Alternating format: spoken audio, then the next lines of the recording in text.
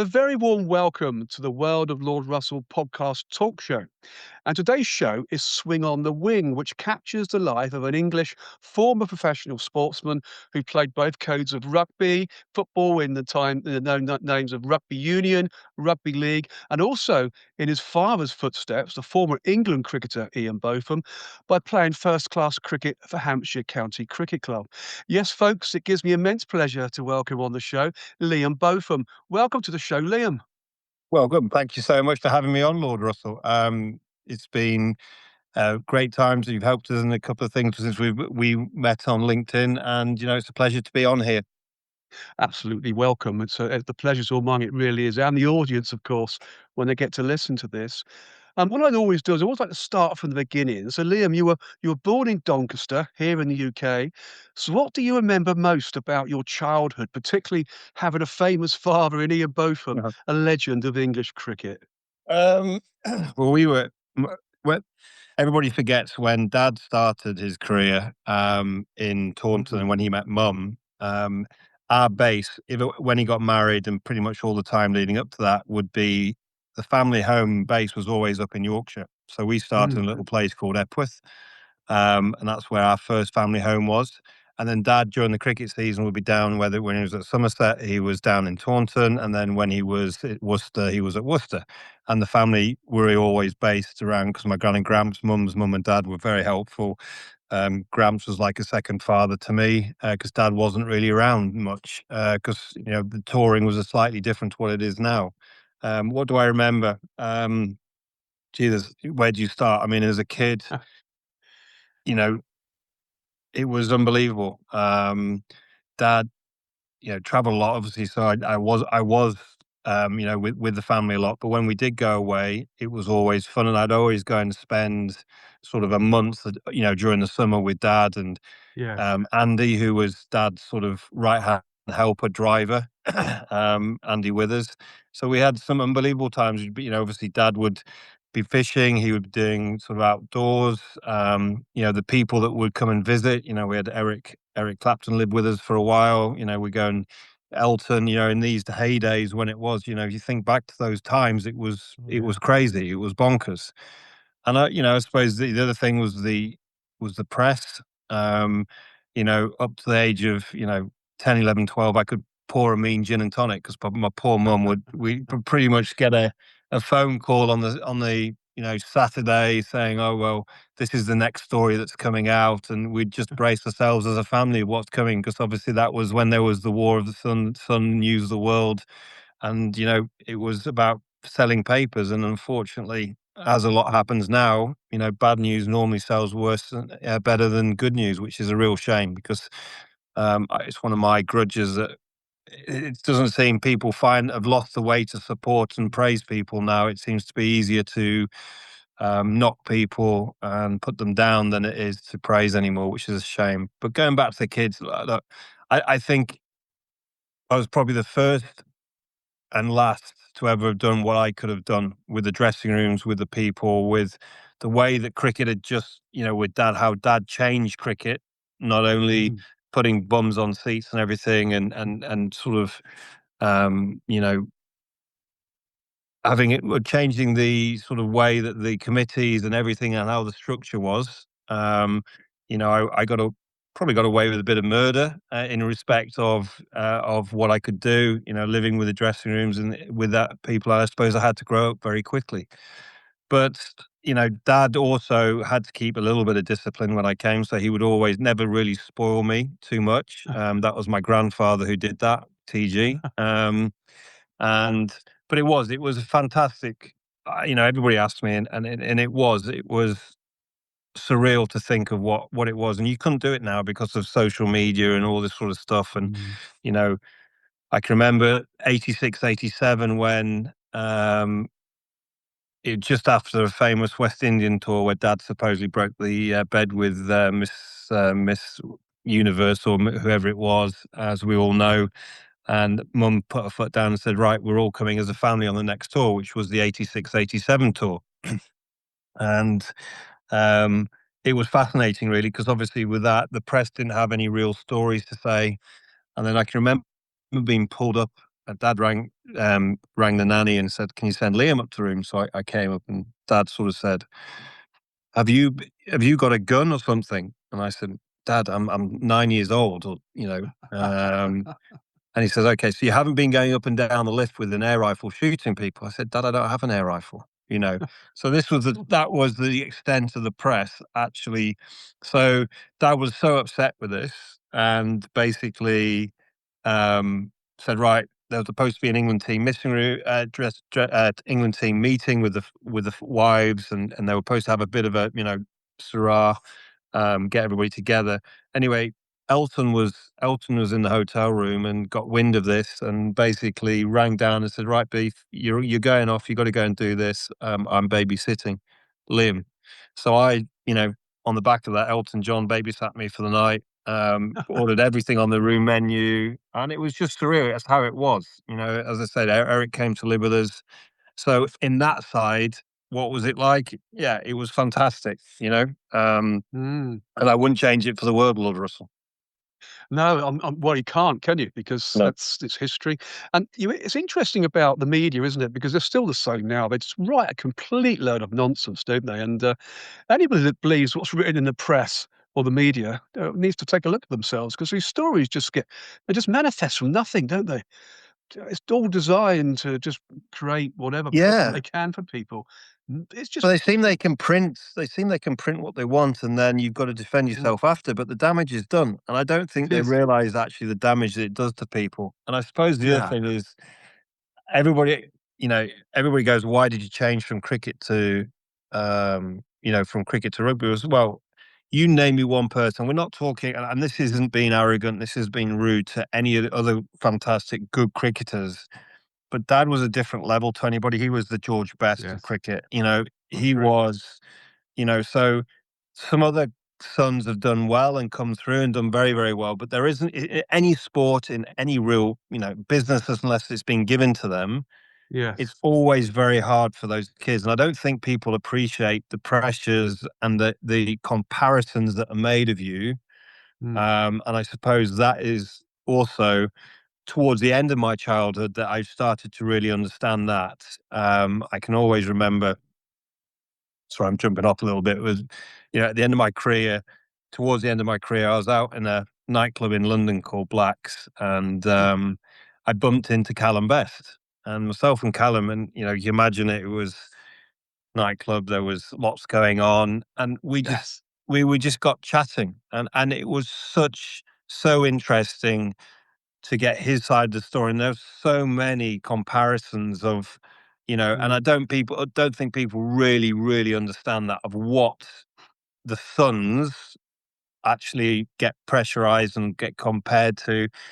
Because I suppose a little bit like what the Beckhams are, but I would say that Definitely. the Beckhams is slightly different because that's a business, isn't it? The whole It is. Beckham brand is a business, and the kids are sort of thing. But I suppose you live by the sword, die by the sword there with that sort of environment. But Exactly. with us and those sort of later times of the people, you're on a hiding for nothing. It's very, very difficult. Yeah, no, I quite agree completely, in fact. I mean, you initially followed in your father's footsteps, of course, playing first class county cricket for Hampshire. Actually, it's a club I supported as a youngster as well, Hampshire, funnily enough. You played 3 matches in the 1996 season, and in doing so, you took the wicket of former England captain Mike Gatting on your county championship debut. I mean, you couldn't get better than that, could you? So please tell us more about your debut match for Hampshire, Liam, plus, of Yeah. course, the huge scalp of Mike Gatting. Amazing. Yeah. Look, I mean, I signed at 15, probably a little bit too young, but with the cricket, I certainly wanted to go my own route. So I didn't want to go anywhere that Dad had played. Mm. I wasn't sure where I was going. And then Hampshire, Dad, we're at Durham, and Dad hosted Hampshire. And the boys, and there was a lot of his mates, Lubo, Judgy, all those guys. And they came for a barbecue, and they sort of asked me where I was going, and I got chatting. They said, "Why don't you Mm. come down and see us?" And that was it. I went down there, had a great time.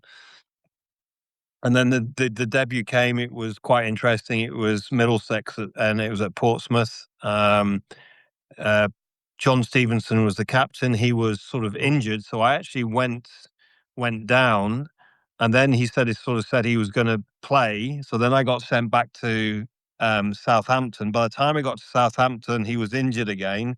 So I dear. then had to go back down to Portsmouth, and then that was it. And Judgy Robin Smith, God bless him, who's no longer with us, which is a Yeah, great bless him. loss.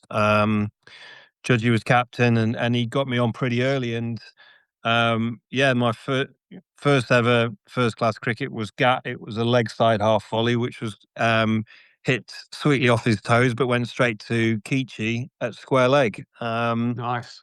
And yeah, and it went, and it was quite interesting. I got five for. It was great. Um, and then it was basically the circus. I mean, yeah, and get Gat out. I don't think Dad ever got Gat out, so it was quite an interesting one. And after the game, suddenly the game was going on, and there were vans turning up, and there was this, and there was going on. I mean, it was an hour and a half I was doing interviews. I was just was like 18-year-old kid. I can't remember, was I 17, 18, whatever it was. Hmm. Um, and it was a circus. And I think it was then I definitely knew, and I could feel up to that 15-year-old, it didn't really bother me. I was going, you know, I was very, very good. Hmm. No, not being, arrogant. I was one of the best around. With Freddie and all those people who were players, and Yeah. I think it was then when I realised it doesn't matter where I went or who I played against, whether it be second team or whatever. I was always compared to certain things that Dad had done or whatever it was, Yes. and Gonna I happen, isn't it? suppose it hit home because after that debut, I would always, like, again, going back to something in the childhood, when I was 12 and there was an under 13 North of England tournament, and Hmm. I overheard some parents talking, saying, "Oh, he's only in because of who he is."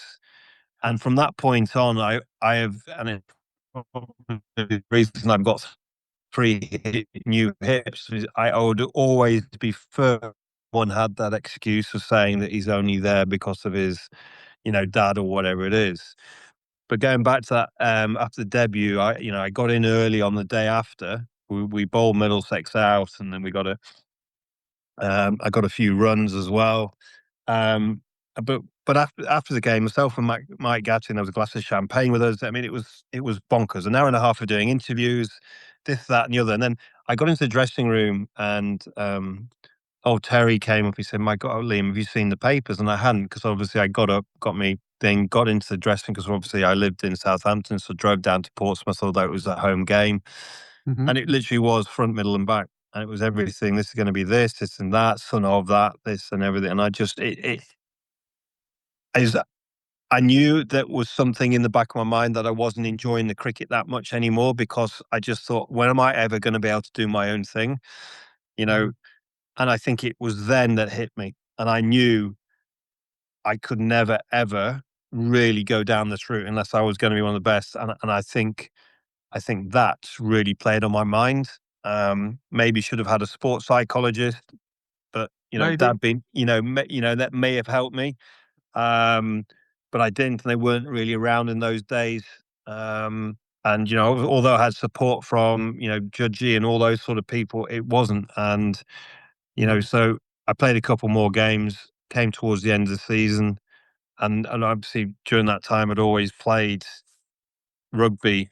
I played schoolboys rugby all the way through, and everything else, and rugby just become professional. And I suppose it was the first time I wasn't looking forward to going back to cricket, and that's when I knew that was it. That would be. So I Wow. rang, and pretty much that's how it all happened. But No, fair don't enough. get. We'll come on to the rugby shortly. Yeah, yeah, But, putting things in perspective, the sort of player you were at cricket. I mean, you were a medium fast right arm bowler as well as a right-handed batsman. yeah. So apart from taking the wicket of Mike Gattin, of course, on your debut, what other highlights do you remember playing cricket at Hampshire County Cricket Club? It was a bit of a party atmosphere, wasn't there? But at that time in cricket, and what do you remember mostly?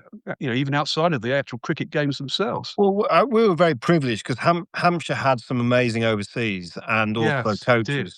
Malcolm Marshall, Oh, Malcolm You Marshall, know, what I a mean, I think he's one of the gifted guys. I mean, he used to come off 2 or 3 run-ups, and mhm. Mako was great. He would spend some time with me because, again, I'd want to train him, but he was a fantastic Oh, coach, definitely. fantastic player, and even when he was coaching, he could come off 2 or 3 yards with the speed of it and, do an Yeah. outswinger, in swinger, do whatever he wanted. I mean, he was a magician, and we did. We had some, obviously David Gower, you know, Yep. um, you know, Judgy. Yeah, we had an unbelievable team. There was a great setup. I mean, again, Yes. probably a little bit too young put into it. I lived with, but fantastic memories. When I went down there, signed. We went into a house with four other lads, and it was great times. I enjoyed it.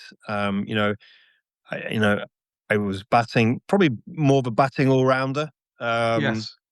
and I all I remember is the great people that were around, the support I had. I loved playing there, Mm. and I love the competitive. I've always been competitive, no matter what it was.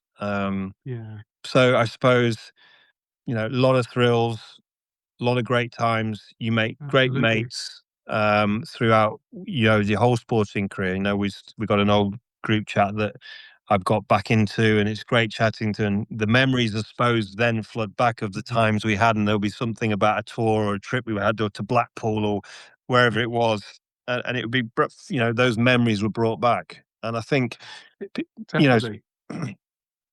and cricket is, you spend a lot of time away because if it's a Mm. 3 or 4 day game, you're going down the night before, then so you do become and you rely on it's very much team orientated. Yeah, no, definitely, definitely. And it goes on for the whole of the spring and the summer and the early autumn, doesn't it? Let's be honest. Yeah, It's a great game. And as I say, I am a Hampshire supporter, and I yeah, remember the days, of course, earlier towards you when we had Gordon Greenwich there as yeah. well. GG. Fantastic times. Oh, what an amazing character! Great, great Yeah. club. Oh, I mean, as you said, though, absolutely. yeah, I mean, as you said, you had issues with cricket for various reasons. Obviously, following your dad's footsteps was probably the main reason, I guess. People's expectations, the press. So you left cricket, I think, in 1997 after one senior season, and signed for Rugby Union Club West Hartlepool, where you played as a wing or fullback. So please tell us about your switch from cricket to rugby union, and of course your time at West Hartlepool. Yeah, well, What during the off Oh, season, I mean, I've always played rugby at school mm, and club. Ever since I was sort of 9 years old, when I went down to my grandfather was a big rugby person. yes. So love the sport. All the schools I went to, apart from the first school, which was a comprehensive school in Epworth, basically we moved, wanted to go up north, and I think mum and dad also wanted to sort of give me a bit of protection around a private school Yes. because I can always remember at the comprehensive, getting lifted up and put on the toilets because there were some boys that thought they could do that. But anyway, that's another Yes. story. But going to the rugby, I touched on it. It was after I'd always played rugby to keep fit. Loved it. Never thought of it because all I could think about was cricket. Whenever the rugby Mm, season it was, I was counting the days down to when we're going to go in and play the cricket. But it was weird. It was very, very strange in respect of I signed at 15, so I was at Hampshire for 3, 4 years. So, playing the second team, playing with the first team in the last year. And mm, I was always excited to going back. But this time, after that debut, and then the next couple of games, I had not a sinking feeling, but I was more thing about actually the rugby. I'm looking forward to going back to the rugby. And rugby at that stage had just turned professional. yes. So, and I just got into the first team I was only 18, and I just about to get into the first team at West Hartlepool before I went back to the cricket. So it was there and thereabouts. Um, I was 18, yeah, Mm, and I got back and basically got into the first team pretty quickly. And as soon as I did, they sort of said, "Look, you know, we want, if it's professional, would you think about signing as a pro?" I jumped at it, and I of think course you did. you know, I I, I was hoping it was going to happen, and it did. Um, and I spoke to Dad, and he said, "Look, son, I get it. I think he was probably the right. He was relieved as well. I can always remember ringing Tim Tremlett up who was the Yeah. coach at Hampshire, and before he said it, he said, "Liam, I get it, I understand." I said, "Look, troops," I said, "Look, the great thing is, if I don't make it or don't go down the route, then I've always got cricket to come back at." And he said, "Yeah, look, keep in touch. If anything happens, just give us a shout." And they were great about it. I had just signed a new contract with Hampshire for Mm. another, I think it was 2 or 3 years. Um, but they got it. And I think they'd seen it in me as well. I think troops had definitely seen. I think the players around, I went into Mhm. my shell a little bit. I wasn't enjoying it a bit. I got the yips, probably got the yips a little bit with the bowling as well. So it was just refreshing, and I loved it. And I can remember scoring my first try. Um, Mhm. and the headlines the next day was Liam Botham. And there was Mhm. obviously son of, but there was no comparison. Dad had played, I think, 2 games of rugby in his whole life, or 1 game and got sent off. He was a football and cricket man. So Yes, he was. it was, it knew and it hit me there and then straight away that this was the right decision. And, Yeah. um, and then very quickly, I mean, West Hartlepool was great, very small, very traditional club. They weren't like a lot of clubs weren't ready for the professional era. It wasn't sustainable. I don't think it's particularly sustainable even now, if we're being Mm. brutally honest. And they've got to look at these things. But anyway, and a change of people came in. But the fans were so loyal, fantastic. Loved my time at West Hartlepool. And then, like all things, Mike Brewer came along, who was obviously, New Zealand, World Cup, although he was sick, and I think he still begrudges. And I felt Mike came in, and he wanted to be the be all and end all at West Hartlepool, and didn't like the fact that and that somebody else grabbed headlines, and I did, because that just came with Yeah. the Botham name, I'm afraid. Yes. And he didn't particularly see eye to eye with me. Didn't I think I don't know what it was. It was very weird. But anyway, um, I sort of signed, and I wasn't enjoying it, and I basically then said, okay. The great thing was that Dad was great friends with the Thomas family, who were Cardiff through and through. Obviously, Yes. Peter no longer with us, sadly. The money and the influence that he had over Cardiff, and they said, "Yeah, sure. Look, come. We can see that you got some talent, Liam. Come down for a trial." I went down for a trial, and that was it. That was in my whole sporting career. I would go those. Mm. I had 4 years at Cardiff, but the real 3 years where I suddenly accelerated, and got into the England team for the 2000. Those 3 years were some of the best times, highlights, fun times in all of my sporting career. Yeah, I sort of read that, you had 3 seasons at Cardiff, but you say 4, so that's fine. Yeah. And you played 29 games in total, amassing 120 points for Cardiff.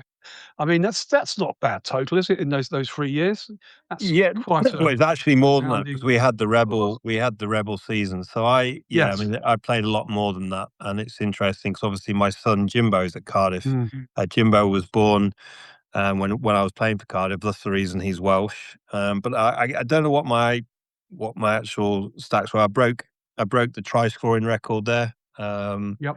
I don't know. That was during the when the Rebel Cardiff went Rebel. I don't know if you remember that, but they went No, against, I and we played. don't, but Yeah, we played yeah. against all the England. So again, I think it was Cardiff's way of trying to say, "Look, WRU, get yourself into Yeah. gear, get yourself sorted."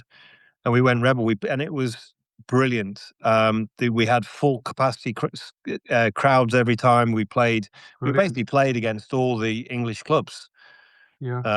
And yeah, I broke the try scoring record. I think I don't know. It was crazy. I think I was 90% chance of scoring. It was great. I had Lee Davis and Gareth Thomas inside of me. Unbelievable. And we had Rob Howley, Jenkins, Lee Mm. Jarvis. Good side. Oh, I mean, if you that was, and Gareth and Lee for me were, I mean, how they didn't play regularly for Wales again. You got um, all the politics within sport, and people don't realise the politics that go on in sport. But Mm. for me, A lot of those two politics. were. The the the the the the, the understanding that those two had, and the power and the pace. It was and I was on a ride. It was Yeah, of fantastic. course. Having that, and they passed the ball as well. Um, so yeah, it was great, and the Welsh is so passionate. Um, Really, Yeah. really passionate.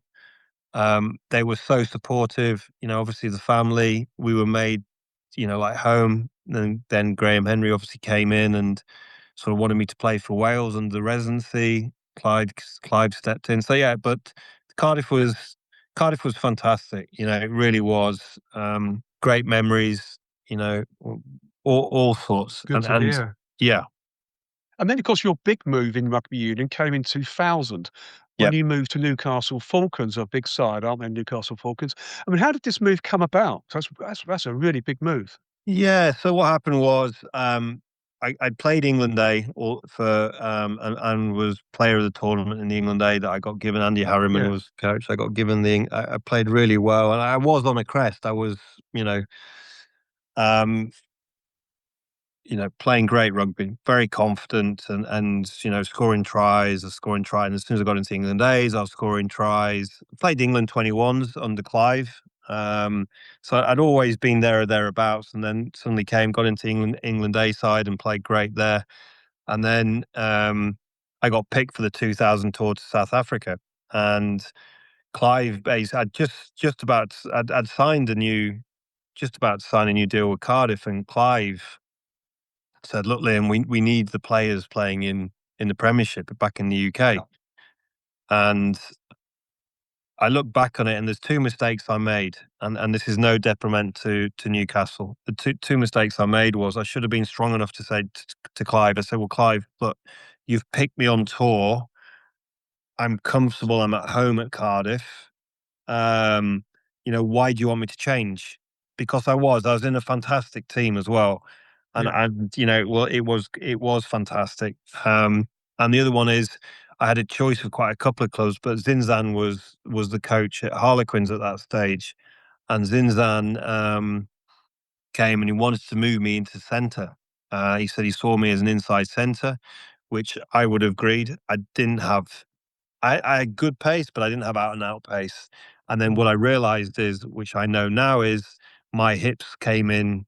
I've had both three full hip replacements, but those mm, hips, no one thought about it back at that time. So my hips had started, and I lost about a yard of pace, and it happened just after I got back from the England tour, mm. um, and I could feel it. But anyway, going back to it, um, I should have, if I was going back to the Premiership, I should have gone to Harlequins and played centre. But Newcastle came in. Blackie, who was the fitness coach at Wales, really good guy.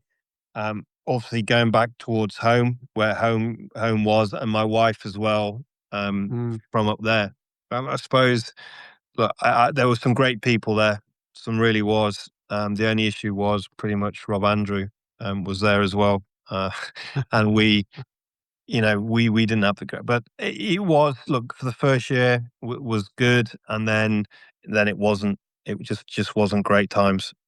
Yeah, because while you were at Newcastle Falcons, I mean, you mentioned Rob Andrew there. I mean, he was a great player, Rob Andrew, wasn't he? But whilst you were at Newcastle Falcons, the club did win the 2001 Tetley Bitter Cup in the final, of Yeah. which you were a replacement, I understand, too. And that's a huge moment in your rugby union career as well, isn't it, Liam? Yeah, it was. Winning Look, the don't get me wrong. I had a great time. There was some yeah. unbelievable young talent came through. Oh, yes. And spending time with Johnny and some of the older boys. Gary Armstrong. God bless him, Doddy, Mm, um, Inga. I mean, the team was unbelievable, and yes. it was, and there were some fantastic players like Hugh Vivian, Andrew Mower, Jamie Noon, Mm, Stevenson. I mean, it was a real crop of youngsters that. To be fair, the thing, and I think a lot of credit there has to also go to Steve Bates, who was the coach then, of bringing those guys through. mm, Um, and it was great times, and they did, and that team deserved that recognition of winning, winning the Tetley, and Dave Walder was a great player as well. So mm. it was, and don't get me wrong, I just then, um, I enjoyed it. It was, I still believe it's one of the toughest, competitions out there. I still believe it is. Mm, I think probably the French may be just up there now, because of, it's a religion in France and there's a lot more it money. is. Um, but yeah, look, the fans were fantastic. Very loyal. You get that, and it's a great place, and up in the north. Absolutely, and of course, Newcastle Falcons also reached the final of the European Shield. I mean, that's a great experience, isn't it? So tell us more about that final, the European Shield final, Liam. Um, the Shield final. Yes. Do you know what? I can't even remember it. Really? Yeah, Oh, right, okay. That was in the same year as the Tetley I Bitter might Cup, not have wasn't been. it? I went Oh, through an injury. The Tetley Bitter was oh, fun. okay. The Tetley Bitter was fantastic because the guys. It was a Yes. really great game. Obviously at Twickenham, I played there. Mm, Um, and there were any sort of final, especially in that, and that was the old cup, which was meant a lot. They don't really yes. have that cup anymore now, which is a shame. I think rugby need that because I think you've got to. I can remember. I think in that run up or the cup we had, we went down to one of the lesser real, either the second or division, and it was a really rainy day, and we only won by the skin of our teeth. And I remember it. And do you know what? Dave Thompson, who was the coach at that, sorry, who was the owner of that time, actually turned around and said, "Do you know what? Because you'd share the money for the day." And Dave Mm, said, "Do you know what? You guys gave us the biggest show you deserve," and he gave them all the match fund fees, which I thought was fantastic. fantastic from him. And I think you lose that a bit. And I think for those lesser clubs, and also spreading the game, Yes. to play there, a bit like the FA Cup does. I think, that is, and then that was the pinnacle, one of the pinnacle. Okay, you always love to win the Premiership and the league, Of but the course. Tetley Bitter Cup was massive.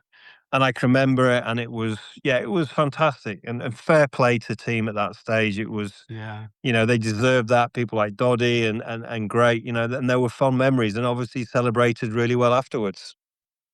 Absolutely, and then, moving on slightly to your international experience, because I know you mentioned it briefly earlier on. Yeah. I mean, from an international perspective, you did make your debut for England under-21 team in 1997 against France, of all teams. Incredible. And how did that debut go for you, Liam? Yeah, I mean, the 21s was fantastic, Yeah. because it was a stepping stone. I'd taken that plunge of leaving the cricket, and within Mhm. sort of within 2 and a bit years, I was in the under 21s, Yes. and I played there, and then I got selected to go on the Sansa tournament, so which was fantastic in South Africa. It was a real eye opener, 1998, wasn't it? yeah, and it was a real eye opener. And I can just remember, the debut was fantastic. I think it was at Welford Road, was it? The debut? Was I it think it Welford was Road? actually, yes. I think it Yeah. was. So yeah, Clive, I think Clive was our coach. Mhm. So yeah, so Welford Road, packed Welford Road Stadium. I think I also came on. I was a substitute. I came on for Paul Sampson. Um, and I think we won that, or just lost. It was a close game, and I loved it. And I thought, this is part of my development. Yes. And I was getting you've got to get your foot on that escalator to go forward. And then after that, I then got into the Sansa Straits, in South Africa, which was great, very tough. I mean, I can remember playing the New Zealand boys, and they gave us the almighty time. But I played quite well on that tour. I Yes, actually you did. in the press, they were just saying that one of the few people who came out in colours was myself. So again, Mhm. that was again another stepping stone for me, realizing that I was making my own way. There was very little of the sun of all this sort of stuff, and that was sort of in my first year at Cardiff. Then I got into the England A after that very quickly. So it was a very quick escalation. And I suppose if Yes. you look at it, but I was on the 2000 tour. So within sort of 4 years of turning professional, of not, from being a schoolboy, I was on the full England tour. So, I Absolutely. think, a lot of credit, a lot of, you sometimes have to look back at that and realize how quickly that happened and escalated. Absolutely, which it often does when good players come along, which like yourself. And of course, when you were at the Sansa tournament in South Africa in 1998, this is where the newspaper, the independent newspaper, I hasten to add, headlined, and I quote, "Botham swing on the wing." Of course, the Yeah. title of the show, of course. I mean, this is a huge achievement too, isn't it? And you must have many memories as an England under 21 international. But for the newspapers to actually, be positive about you in that way is something else. That's great news, isn't it? It's a lovely Yeah, it quote. was. It was, and I did. I moved from between the centre and the wing a little bit there. Yes. It was, the weather was pretty awful as well. There was a lot of rain, and so Mm, but it was, it was. I suppose when you've always got a little bit of doubt because I'd always thought cricket, cricket, cricket. And then you mhm. suddenly get sort of that side curveball in respect Yep. of actually, I'm not enjoying this. I can't believe I'm not enjoying it. And that was obviously to do with the dad and the influence and all that sort of Yes. stuff. So you make that plunge and you think, okay, geez, this might, everything could be over very quickly here if I don't make it, and oh, blah blah blah. And then that was a defining that actually there was a future, or there was, even if it was only, Yeah. that I still, I played that to a decent level. Okay, I didn't get a cap, but it was that was the sort of recognition for me that I was sort of on the right path, Yeah. and it was great. And also, when you're playing in places like South Africa and you win sort of the crowds out, and then you start getting your own headlines for Yes. your own accord, then That's mentally, good and news. yeah, it is good news, and that's what I suppose that's what sport's about. It is indeed. And, you quite rightly say, you were called up to the senior England squad by Clive Woodward, of course, Mm. for the 2000 tour of South Africa. You played in tour matches against the Leopards, and I hope I pronounced this right, against Crikwaland West, but sadly never won a senior international cap, which is a Yeah. shame, because you probably had the quality to do so. And what do you remember about the South African tour? And of course, do you think about why you never won a senior Well, England international I cap? think I think there would have been a look. I think there was a very strong possibility I'd have been picked for the Mm, last on the bench for the last trip. I had done well in the two games. I yeah. mean, you've also got to remember that was a seriously strong. You look back, and my son Jimbo is obviously Wales and stuff. Gives me a bit of grief. He said, "Oh, well, how many Mhm. caps have you got, Dad?"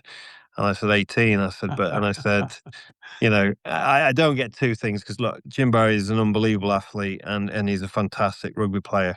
But you only have to look at who was in that team Well, just at that remember, England won the stage, World Cup in 2003 under Clive Woodward, which, So explains the strength of the squad, doesn't it? yeah, and it was. Yeah. So I can remember getting picked, getting told, and Clive ringing me Mm. and saying, "Look, and it was unbelievable." And John O was our captain. You had Lawrence, you had Dorse, you had Oh, obviously Johnny, you had Ben Cohen, you had Josh Lucy, you Perez Pezza, mm, Jason. You had Grucock, you had Steve Borthwick, who's obviously in coach oh, now. So yep. it was an unbelievable, and I suppose the belief as well. I mean, we'd never been over there and won. Mm, So and Clive, to all his thing, it was going into a professional era, and Clive, whatever you say, what Clive did, I feel what he did to rugby was similar to what Gallagher did for the Ryder Cup, and said, right, mm, if you want me to do this, I'm going to do it properly. yeah, We're going to get the rights, we're going to get the coaches, we're going to look at this, that, and the other. And as soon as we're in that setup, we were down to Lillyshaw quite a bit. We'd be having tests, and we'd do this, and there were nutritionalists, there was everything. Um, so you felt very much part of a team. And I can remember I was also put on the social committee, which was great. So we were in charge mm, of going and organising the trips. Social side for the team.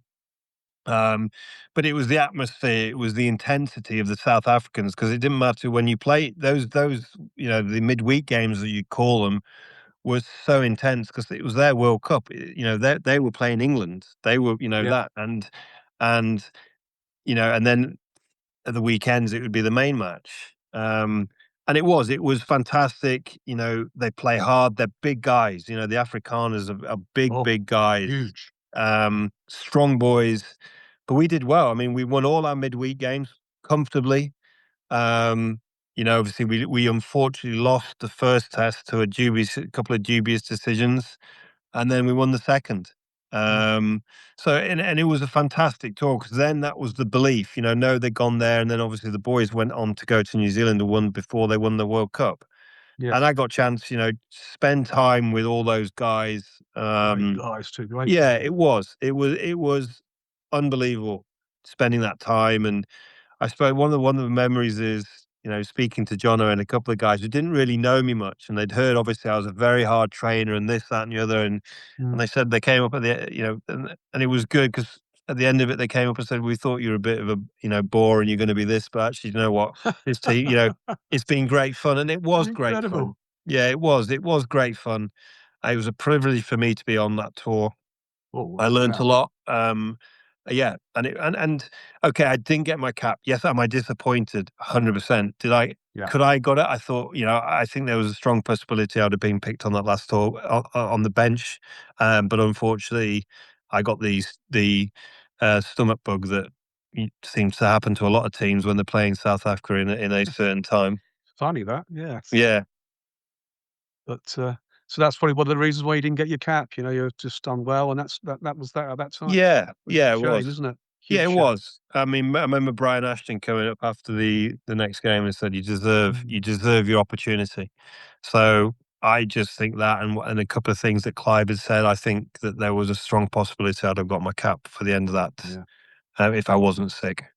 yeah, So what a yeah, shame. that's disappointing. But look, you know, I still went on the tour. You did. I loved Great it. experience, lots of You know, memories. so yeah, and then you know, I then got back and obviously spent time at Newcastle. Myself and Rob didn't see eye to eye. And yeah, we then there's another chapter. Yeah, no, end of another chapter, and of course, then you did make one final move in rugby union to Leeds Tykes, Yeah. playing for one season before you switched to rugby league, moving to Leeds Rhinos. Interesting. So why the move from union to league? What was But the it wasn't. decision? What happened was I'll be straight. You know, I got lied to by, and I'm Oh, quite happy. right. I'm really quite happy to say Oh, this because, absolutely. Be honest. yeah, I got lied to, Rob. In my last season, I touched on it previously. I had, I had what to it now. I had to have three major groin operations throughout my Yeah. career. And in the last season, Johnny was injured, Dave Walder was injured. They had a few injuries, and I was kicking, and we were down. And I kept saying to Rob, I said, Rob, I've got to get this operation done. I've lost, you know, Mm, 2 yards of pace. I've got no, you know, I can't step. And he said, look, Liam, your contract's safe. You're fine. Need you. Can you just hang off, hang off, hang off? So I did that. You know, no problem at all. I did that. Anyway, when it came to, I remember Adam Wheatley, who was my agent, went, and I was like, you know, just you know, and he rang me. I said, so what have they offered me? And he said, you're not going to believe this. And I said, okay, what? They said, Rob, Rob hasn't. He's not going to offer you a contract. I said, pardon? So you can imagine the red mist I had. So I rang oh, up. You know, I just could not believe I'd been lied to in that respect, mm, and it really affected me. But what I did then was I needed the operation. yeah. I spoke because we still had it was just after Christmas, so it was a fair bit of time. So I rang Marty, who was a physio. I said, Marty, this is what's happened. Can you get me in? I'm not playing another game until I get my operation. I Mm, need to get fit. I need to, you know, this is unbelievable that I've been treated like this. mm, So I went in, this was my third groin operation. I wish I'd known it was my hips because they could have gone in there and cleaned that up, and it would, you know, I wouldn't have lost the pace that that had. Anyway, had the groin operation. Um, I just basically told Rob Andrew that I was going off to do my own rehab. I went to Spain to my mum and dad, Desert Springs in Spain. I spent a month there, and I did everything myself. I was that cheesed off that how I'd been mm, treated. I came back, and I came back. I can always remember the first training session we came back. You know, it was. chalk and cheese. I'd been struggling for nearly a year and a bit with these issues, but because I'd already had a previous Gilmore's groin, and then I Yes. had to have the second one because obviously the hips were stopping the mobility, so it was putting a lot of pressure on the groins, and I was ripping the groin areas. And you basically produces a hole, so they have to go in, put a gauze in, and do all this. Um, but anyway, I came back and it was like, oh, what a breath! I felt strong, I felt nimble again. Still, and I came back, and Rob wouldn't put me on, didn't No. want me to play. And just to do that sort of thing when you're messing around with people's career, Yeah. Terrible. was the thing. So, and it was weird. So I sort of lost a little bit of interest in what was going on, and I, and it was Jonathan Davis, Jiffy. Jiffy said, "Mate, if you look, you got two choices. You can either go down, or why don't you think about rugby league?" And Mhm. we'd always watched rugby league. I always admired the skill level, the intensity, and the speed of rugby league. Um, and he said, "Look, let me sing." And he organised for me to go down to the Bradford Bulls to Brian Noble, and I went down and did sort of a couple of months with them, and then I got a phone call from Gary Hetherington. Said, "Look, we want you to. We can see that we had played against Leeds, and I played in an academy game, and I'd done really, really well. I think there was politics within Bradford, and I think Nobby would have signed me. But there were things in there, and obviously at that stage there was also um, players and wage caps and all this sort of stuff, which is quite technical in rugby league compared to union. Um, depending. So they weren't at that stage to do it. But what I did realize is how much I really enjoyed the game, and very Mhm. quickly, I had whatever I play or do, I've got a very good brain in respect of understanding what I need to do, whether it's be golf, whatever it is. Um, so, and then Gary Hetherington rang me up and said, "Lim, we'd like to sign you on a dual contract." I say, "Well, that's fine, Gary, because I I think I've lost a little my ambition for rugby union, but I'm absolutely loving this league." And he said, "Great, well, come, let's have a look at it." So I came, signed for Tykes. I only played a few games, and then obviously went straight and played for the Rhinos, and again playing with people like Rob Burrow, Kevin Sinfield, Keith Senior, Ellis. There was some amazing Lower TT. It was great. And again, I think I've been very lucky in some of the clubs I played for. Yeah. Cardiff, all the clubs have been amazing support.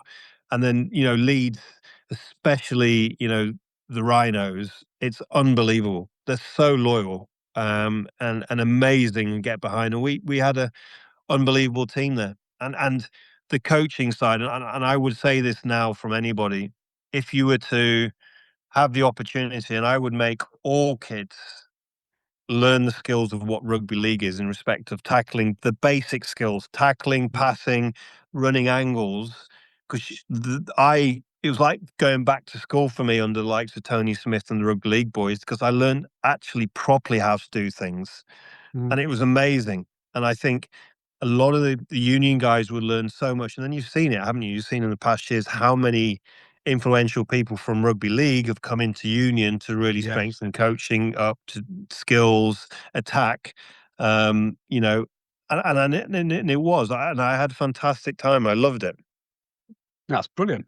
It's a real good story, and of course, it doesn't end there, does it? Because in 2004, you played for London Broncos on loan, and in 2005 signed for Wigan Warriors, feeling that you could not get a regular place in the Rhinos team. However, in your 3 seasons in rugby league, usually as a second row, you played 28, I believe 28 senior games. You'll probably correct me in a minute, Mm. Liv, No, scoring 7 tries and 6 goals. I mean, are there any other notable moments, Liam, in your time in league? Because you seem to enjoy that. That was a I loved it.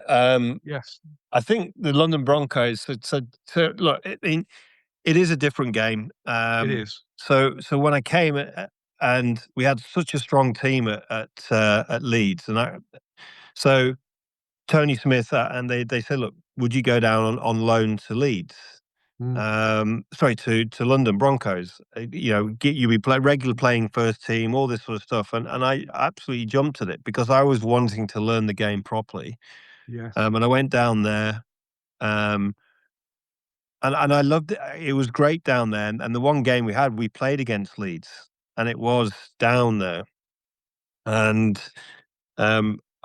we should have beaten Leeds. You know, we drew with them, um, and I had a kick from the touch line to draw the level, which I nailed. And we dropped the ball. Should have gone through. I can't remember the name. One of the guys dropped the ball, and he was right through, and we would have won the game. And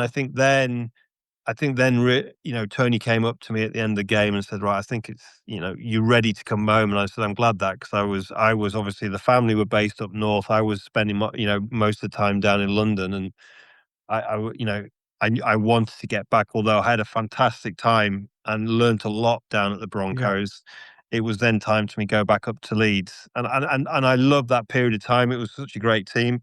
You know, I also remember a fantastic game we played against the Bradford Bulls at Oddstall. And, you know, with mm, games where you're just on it, and I suppose you just go into you know, everybody says it's your zone. And there are a number of games where I can remember that I was in a zone, whether it be the cricket, whether it be that, or whatever it is. And that was another thing where you look at your stats, and your stats, that game against Oddford, that game against Leeds, and a few others in the league were games that, you know, I just knew I was on, I suppose, on fire in respect, in a way, but on had a great game. But you know, that game against Oddstall, making the break, coming through, and then passing it to Robin for the to score inside, and that was no mean feat. You know, that Kevin Sinfield, you know, I was off laying balls. It agree. was great. And I suppose, look, and I get it. That was such a strong team at Leeds. I wanted to play. You know, I had Lawatiti, I had some Ellis, so there was some great players in the position, and youngsters, and rugby league's always going to be a young game, and I could understand Yeah, why they had some youngsters coming through. I'd had We played against Wigan probably a month earlier. I scored a try, hit a great line, scored a try against Wigan, at Wigan, and then I got a phone call, saying, "Look, do you want to come to Wigan? You know, we we, we really like you. You hit some great lines." So I did, because, you know, I just wanted to play. And I didn't know how long I had left, because, you know, although I was only 28 or so, I knew the hips were really coming, and I was sore again. mm, Um, and I had a couple of issues with my neck, getting, you know, stingers, what we call now stingers. yes, Um, but even so, you know, even that time at Wigan, and Wigan weren't the strongest of what they were. Um, but they're just great, very much. The rugby league boys, there's a camaraderie, and also, I suppose, I don't know what the word I'm looking for here, a grounding that mm, is just very, very loyal to each other. Because you know, and I really enjoyed that, both from that, and you know, yeah, moved around a little bit, but it was great. And I loved it. It's such a great game, mm. and I just, you know, hope it goes. And you know, if there's one game I'd always switch on, that's the NRL, in Australia, because I think that is probably the toughest, most spectacle sport that there is at the moment. Interesting. I mean, sadly as well, after you did retire from rugby in 2005, and of course, not your hips, it was due to your neck injury, Yeah, as you just briefly mentioned, Liam. I mean, there were signs that you might return to playing yeah, competitive cricket. So in 2006, you played in an England 11 victory against yeah, Lancashire in a testimonial match for Andrew Flintoff. What a player he was at Old Trafford. I mean, that's interesting. So tell us more, because you didn't actually yeah. return to cricket after that, did you? You could have done, potentially. No, it was an interesting period. So I was playing. I can remember why I had to retire. I mean, I was having these neck injuries, and I had a Mm. slight thinning of the spinal cord at C3, 5 and 6, and Wigan were playing Saints. We were playing Saints, and I'd made a breakthrough, and I was going on. Anyway, I went down. I went down, and then Kieran Cunningham came in with a knee right into the back of the neck, Oh, um, and I couldn't move, and it was really, really strange and weird. I mean, you're lying there and you can't move, and okay, was only for about a minute that I couldn't move, but that scared the shit out of me. Excuse me for Yeah, that's swearing. scary. That's scary. It really scared it. And remember the physio coming on saying you're right. He said, and I looked at him. I was on my side. I said I can't move, and then he obviously realised, and he could see the fear in my face. Um, Mm. and then he came on and didn't want to move me, and then I could suddenly just started to feeling that some pins and needles came back through into my hands, and then I could move my fingers, and then I basically the feeling came back. But for a minute, I was paralyzed, and it was the Yeah. scariest thing in my life. Oh, Um, and so I went to see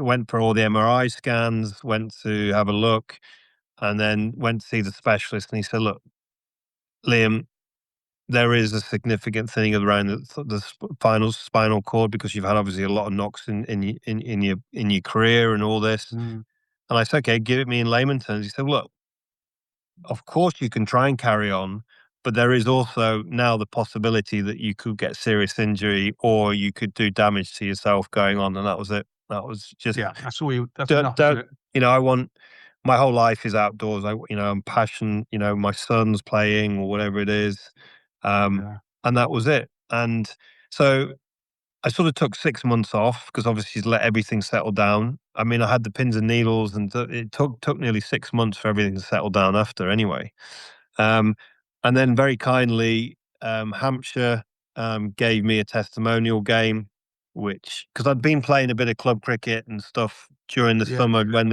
it wasn't. I played for Middlesbrough, played for Northallerton, played this, so I was keeping my cricket going, and because she got hand eye, and I was, Mm. I suppose, talented in it.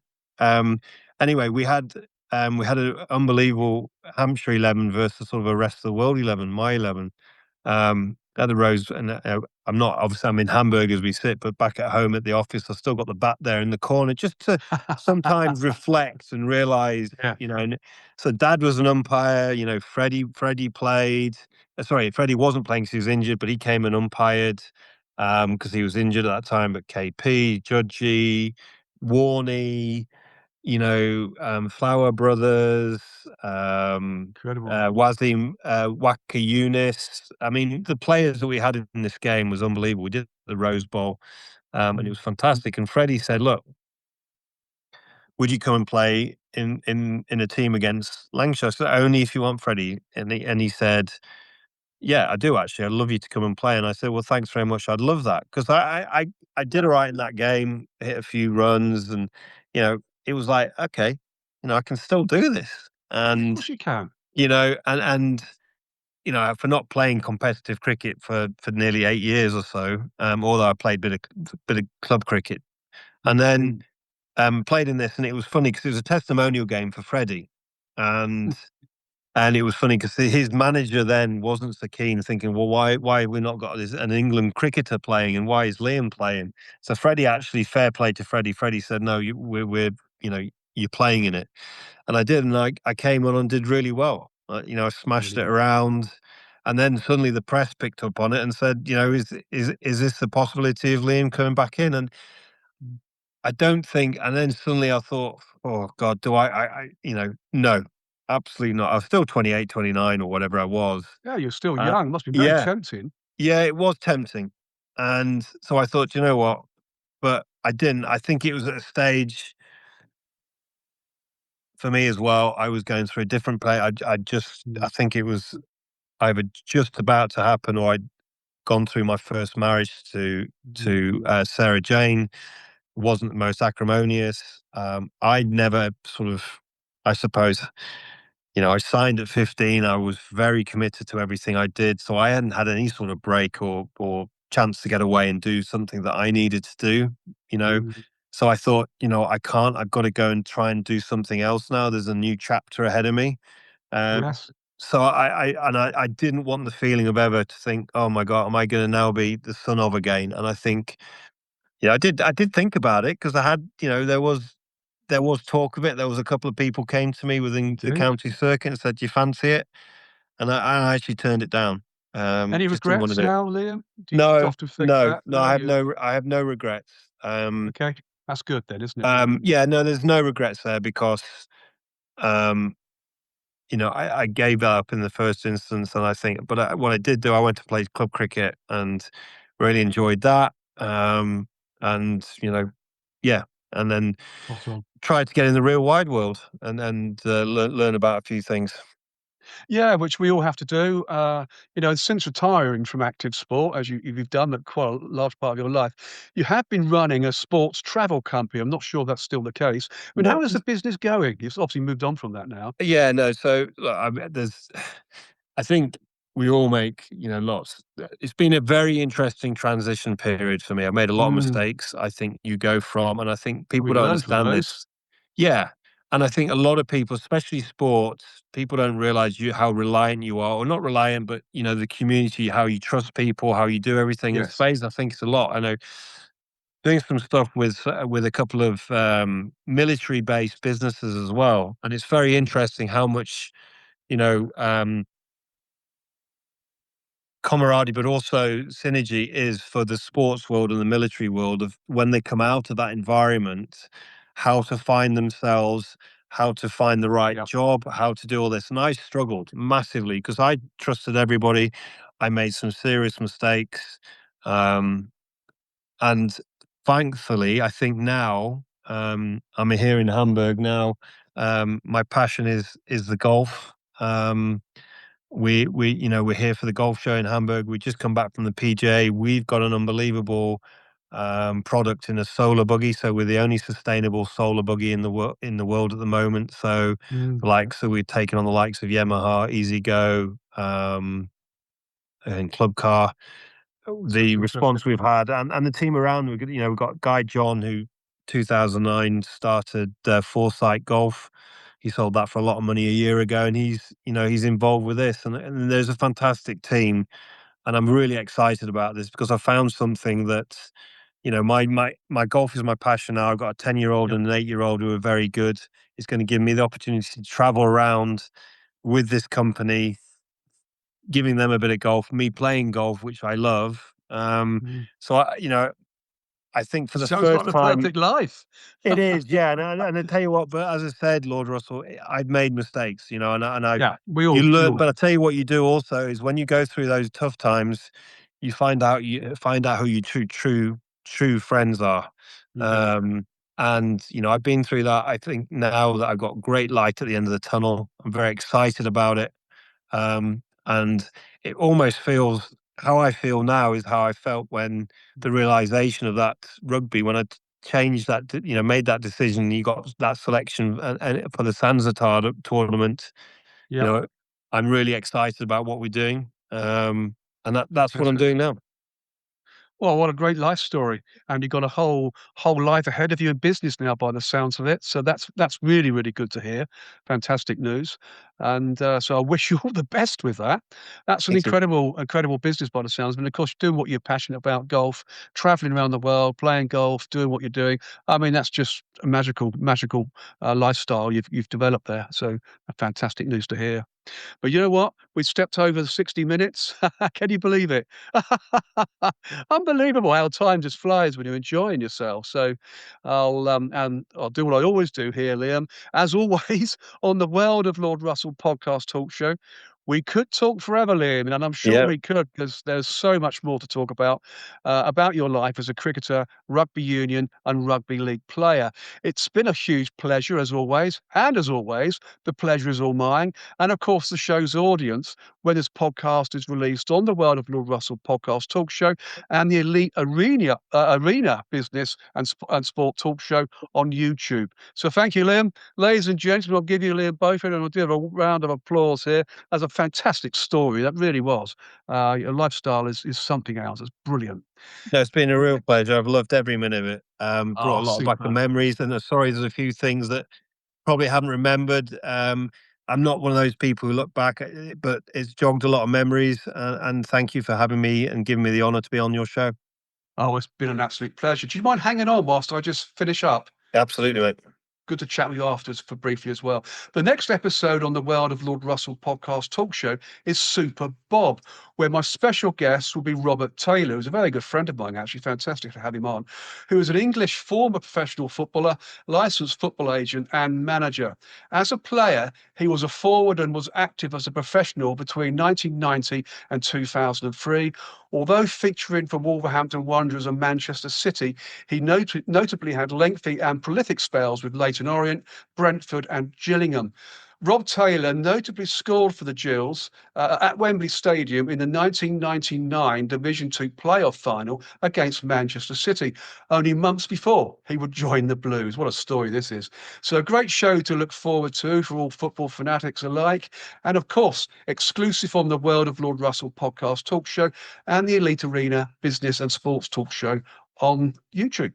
And of course, I'm looking forward to seeing you all on the inside. So until then, it's au revoir from him and au revoir from me.